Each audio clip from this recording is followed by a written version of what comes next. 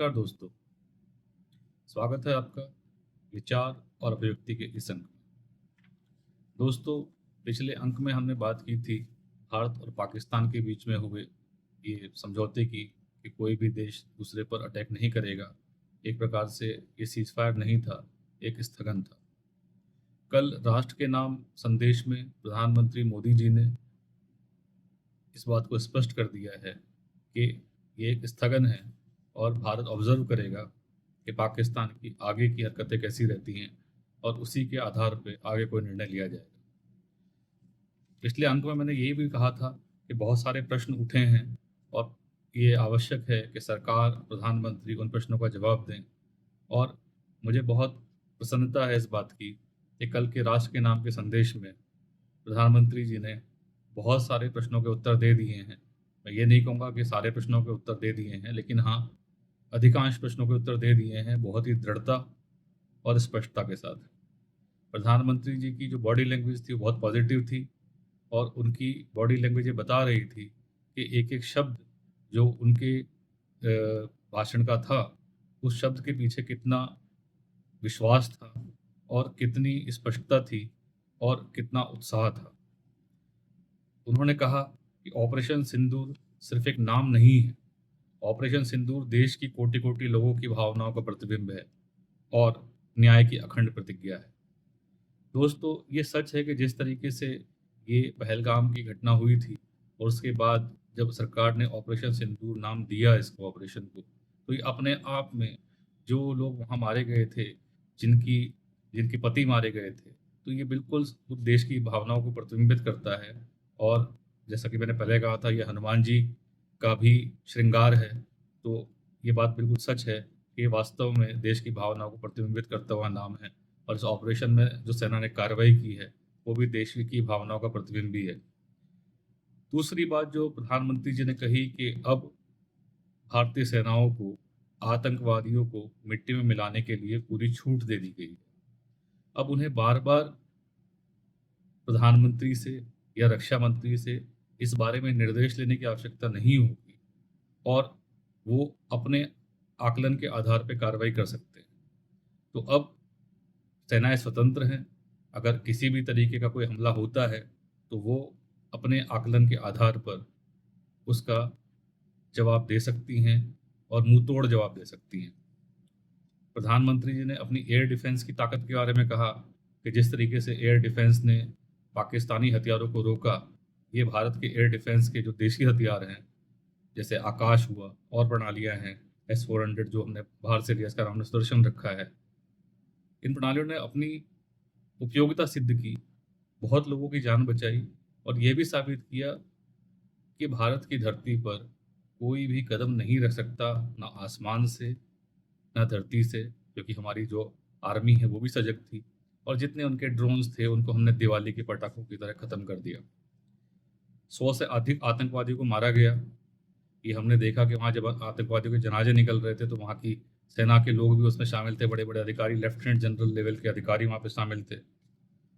और प्रधानमंत्री जी ने ये भी कहा कि अगर आगे कोई हमला होता है तो उसको भारत के खिलाफ युद्ध समझा जाएगा और इसको इसी परिप्रेक्ष्य में देखना चाहिए कि भारतीय सेनाओं को खुली छूट है।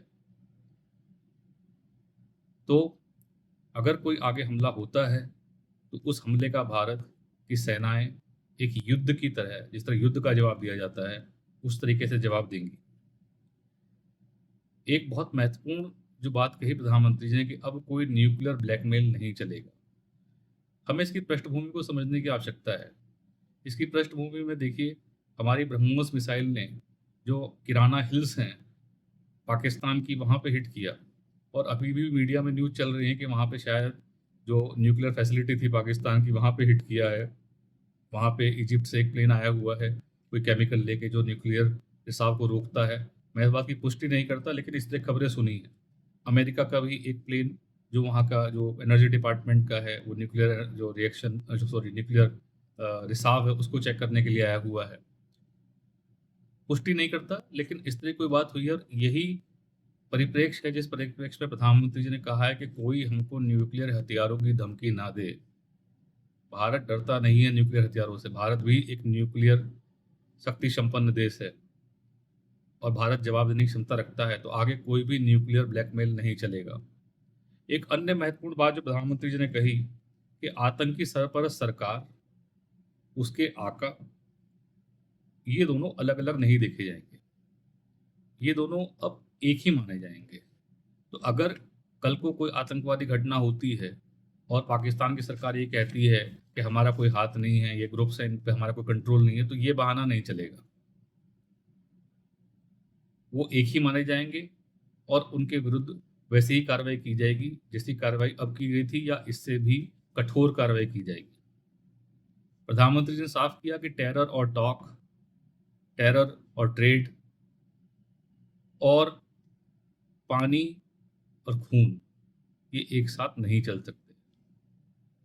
मतलब जब तक पाकिस्तान ये आतंकवाद चलाएगा तब तक इस बात की उम्मीद उसे नहीं करनी चाहिए कि भारत उसे पानी देगा, पानी से संबंधित कोई डेटा देगा, उसके साथ कोई व्यापार करेगा या उसके साथ किसी तरह की बातचीत की जाएगी। प्रधानमंत्री जी ने यह भी स्पष्ट किया कि अगर बातचीत होगी, और ये उन्होंने खासतौर पर विश्व समुदाय को संबोधित करते हुए कहा कि अगर कोई बातचीत होगी तो वो बातचीत होगी आतंकवाद के ऊपर और पीओके के ऊपर। इसके अलावा पाकिस्तान से कोई बातचीत नहीं होगी और इसमें कोई भी तीसरा पक्ष सम्मिलित नहीं होगा। ये एक द्विपक्षीय मामला है, इसमें किसी तीसरे पक्ष की मध्यस्थता स्वीकार नहीं है, ना ही किसी तटस्थ स्थान पर होगी। इसके अलावा एक बात बहुत कही जा रही थी मीडिया में कि प्रधानमंत्री जी ने, मोदी जी ने तो ये कहा था कि ये युद्ध का समय नहीं है। तो ये खुद कैसे युद्ध में कूद पड़े, कैसे इस तरीके से जो है पाकिस्तान को इतना आक्रामक जवाब दिया? तो क्या वो अपने शब्दों पे कायम नहीं रहे? प्रधानमंत्री जी ने कल ये भी कहा कि ये बात सही है कि ये समय युद्ध का नहीं है, लेकिन साथ ही उन्होंने ये भी कहा कि ये समय आतंकवाद का भी नहीं है। अगर आतंकवादी ये सोचते हैं कि उनके खिलाफ कार्रवाई नहीं की जाएगी क्योंकि हम मानते हैं कि समय युद्ध का नहीं है, तो वे गलत हैं। कार्रवाई की जाएगी और जोर शोर से कार्रवाई की जाएगी। इसके अलावा एक बहुत महत्वपूर्ण जो बात उन्होंने कही, वो कही कि शक्ति से ही शांति आती है। ये अपने आप में एक बहुत ही गूढ़ एक जो है बात उन्होंने कही।